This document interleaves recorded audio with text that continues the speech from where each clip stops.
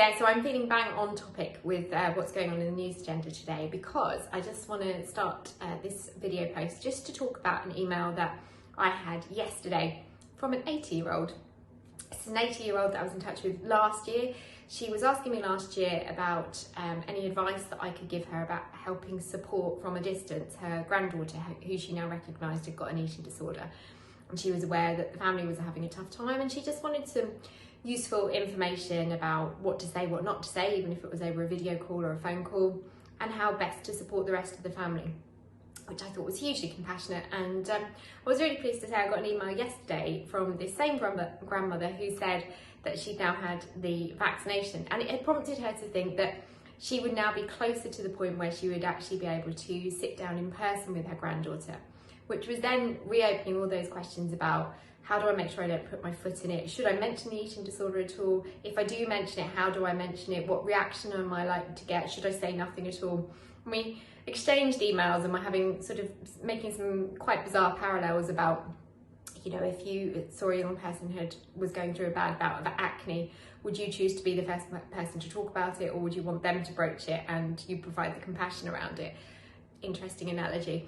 So I guess for anybody that's thinking, how do I broach something with somebody that's going through an eating disorder? Initially, it's always best if those conversations can be started by the person who's having that struggle, because they're likely to feel less under attack and less like it's going to be a confrontation. Of course, that said, we don't want to avoid the opportunity to have a conversation. So if somebody hasn't even addressed that they do have an eating disorder, and you think that person is starting to look or behave in a way that's, you know, not their usual self, then yes, absolutely, we want to open the door of that conversation. And that could be as simple as to say, not I think you've got anorexia, or I think you've got an eating disorder. Nothing too confrontational, but maybe something really gentle, like, you know, if you ever aren't feeling so great, or you ever feel there's something you want to talk about, I'm here, whatever that might be, nothing will shock me.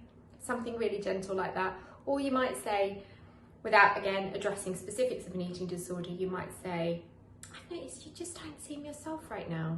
Is there anything I can help with at all? Do you just need somebody to talk to? Would it help?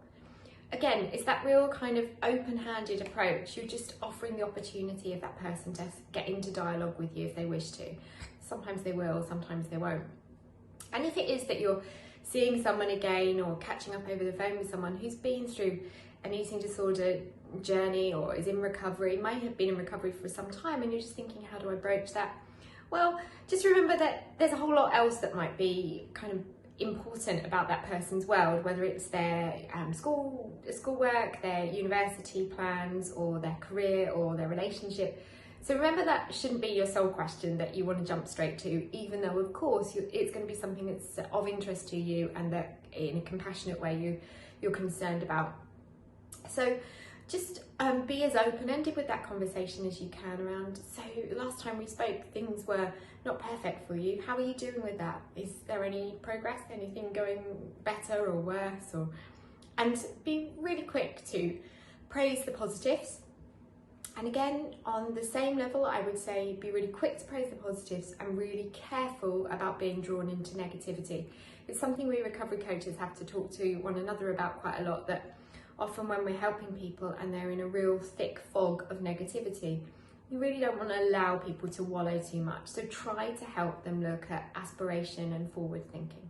I hope that helps. We've got some guides that have got some more tips like that. So if you do want any more information around this conversation piece, then please get in touch. All right, talk to you soon.